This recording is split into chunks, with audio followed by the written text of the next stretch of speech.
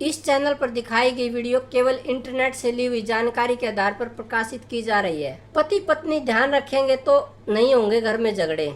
पति पत्नी इन बातों का ध्यान रखेंगे तो घर में नहीं होंगे झगड़े। वैवाहिक जीवन में झगड़ा या वाद विवाद होना बहुत ही आम बात है, लेकिन इस बात का ध्यान रखना चाहिए कि ये छोटी छोटी बातें बड़ी न बने। जब भी झगड़ा हो तो पति पत्नी को अपनी वाणी पर नियंत्रण रखना चाहिए। जब भी वाणी की मर्यादा टूटती है तो छोटे मोटे झगड़े भी बड़ा रूप धारण कर लेते हैं और गृहस्थी जीवन में मानसिक तनाव जन्म ले लेता है। अतः कभी भी ऐसी वाणी का प्रयोग नहीं करना चाहिए जो जीवन साथी के मन को आघात पहुंचाती है। झगड़ा होने पर मनुष्य सबसे पहले वाणी से गिरता है, फिर शरीर आक्रामक हो जाता है। कभी भी झगड़े की नौबत आए तो शब्दों को प्रकट करने के लिए तरीके पर थोड़ा काम करना चाहिए। 4 स्तरों पर हो सकता है झगड़ा। विचारों के स्तर पर, जहां आप सलाह और समझाइश दे रहे होते हैं, वहां झगड़ा हो सकता है। भावनाओं के स्तर पर, इसमें प्रेम और संवेदनाएं होती है, फिर भी झगड़ा चल रहा होता है। ऐसा पति पत्नी के बीच और परिवार के अन्य सदस्यों के बीच ज्यादा